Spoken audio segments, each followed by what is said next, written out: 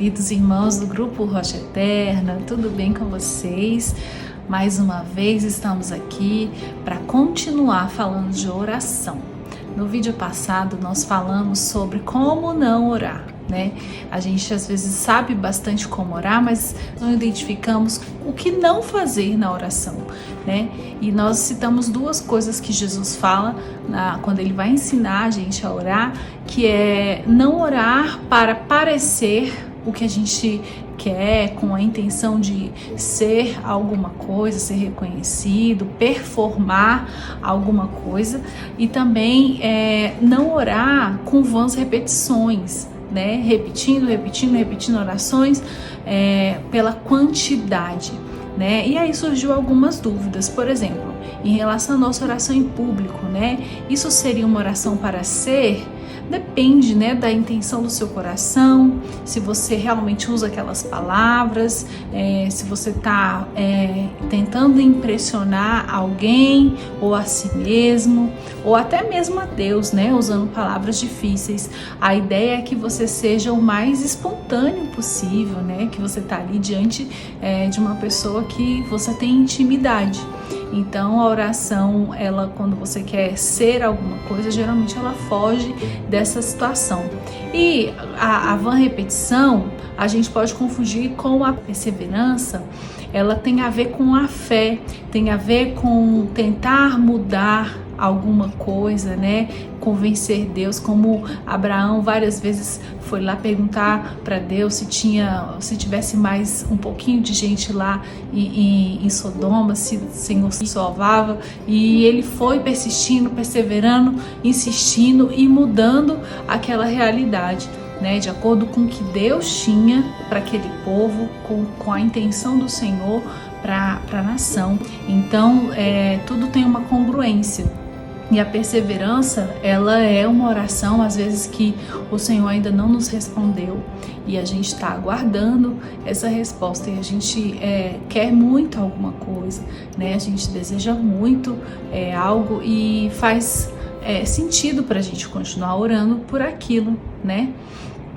Quando a gente ora do jeito que lá fala sobre a repetição, a gente traz um conceito da cultura grega daquela época, que era idólatra, e para eles, aqueles ídolos, eles só respondiam com prosperidade se você fizesse muito sacrifício, muita reza, muita oração, muita oferenda. Então, a cultura que aqueles gregos tinham, eles poderiam estar transpondo para o reino de Deus, né? Naquela época eles oravam fazer essas oferendas pelas colheitas. Então, se a colheita não rendesse, não fosse próspera, eles entendiam que faltou oferenda e poderia transpor isso para Deus. Então, a quantidade é quando a gente tem aquela intenção de trocar, de barganhar, né? E essa não é a intenção de Deus conosco, certo? Eu hoje quero falar sobre como a gente deve orar, né? E seguindo o mesmo texto, né, lá de Mateus 6, com a oração do Pai Nosso. Jesus falando, então, quando vocês forem orar, orem assim. Aí ele começa: Pai nosso que estás no céu, santificado seja o teu nome, venha a nós o teu reino, seja feita a tua vontade, assim na terra como no céu. Dai-nos hoje o nosso pão de cada dia. Perdoa as nossas dívidas, assim como nós perdoamos os nossos devedores. E não nos deixe cair em tentação, mas livrar-nos do mal. Porque teu é o reino, o poder e a glória para sempre. Amém. Uma das coisas que chama a atenção é a primeira frase da oração, né? Ele fala: Pai nosso que estás no céu, santificado seja o teu nome. Então, nós percebemos que a oração, ela tem um propósito de santificar o nome de Deus. Não quer dizer que a gente tenha como tornar o nome de Deus mais santo. Então, nós revelamos o nome de Deus santo quando nós estamos orando. Pai nosso. Então, como a gente deve orar? Primeiro, a gente deve orar como filho, né? Porque o filho chama o nosso Deus de Pai, né? Deus também é juiz, Deus também é o nosso poderoso Criador, Deus é o nosso Senhor, Deus é aquele que merece toda a adoração, mas Ele também é o nosso Pai. E quando a gente vai orar, a gente deve se colocar diante de Deus como filho. E aquele filho traz uma linguagem, né? Quando a gente fala Pai Nosso, às vezes nós estamos acostumados com algumas versões bíblicas mais antigas, né? Que tem muitas palavras difíceis, muitas palavras imponentes, né? E quando a gente está falando aqui de Pai, a gente está falando de uma linguagem simples. A gente está falando de uma linguagem de intimidade, de que o nosso Pai vai saber o que a gente está falando, né? Então a gente não precisa rebuscar, né? A gente pode ser a gente mesmo, né? Porque nós nos colocamos como filhos, né, de Deus. Então, primeira coisa, a gente deve orar como filho. Segundo, ele fala assim, ó, Pai Nosso. Então, ele não está falando o meu Pai, ele fala Pai Nosso. Então, a gente não tem um Pai só pra gente, mas quando a gente entra em oração, a gente também ora como irmão, né?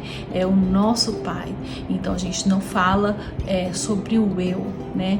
A Bíblia fala muitas vezes dessa relação da presença de Deus quando nós estamos de dois ou mais, né?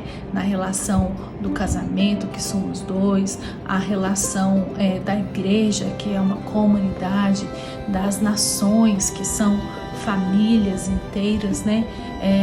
Então o Senhor, ele preza muito essa relação conjunta, né, entre eu e o outro.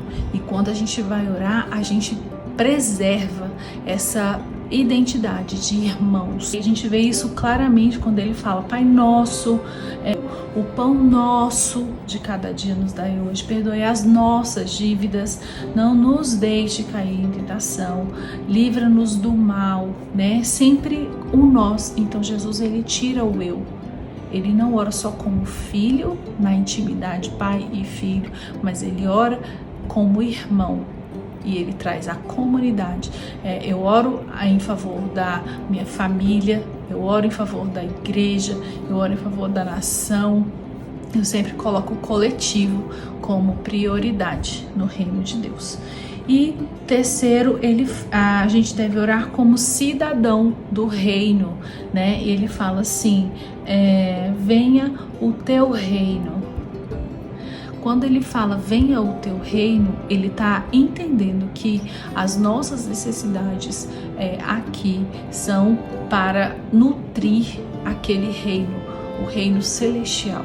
Então nós temos uma visão que vai à frente, não só para este propósito aqui, mas para uma vontade do Senhor, para que se cumpra como reino de Deus, como vontade do Senhor para a humanidade. E ele termina, né, falando, pois teu é o reino, o poder e a glória para sempre.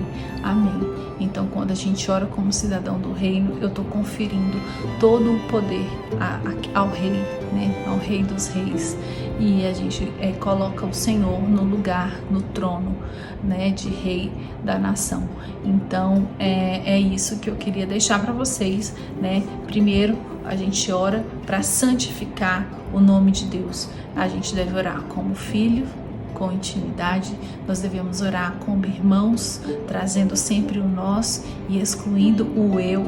E orar como cidadãos do reino, desejando que se cumpra, né, que o reino do Senhor se estabeleça, que Ele governe, né, sobre a nação, sobre as nossas vidas, sobre a igreja, sobre a família.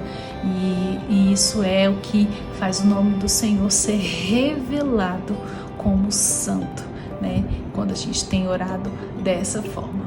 Espero ter contribuído, feito vocês refletirem um pouco. Estou longe de ser teóloga, na verdade eu trago aqui uma reflexão que de alguma forma fez sentido também na minha vida, e eu tenho buscado também seguir essas orientações, né, bíblicas para a minha vida, e eu venho só compartilhar isso com muita humildade no coração. Que o Senhor renove as suas misericórdias a cada dia na vida de cada um de vocês. Se cuidem e continuo orando por esse grupo tão querido. Um abraço. Tchau, tchau.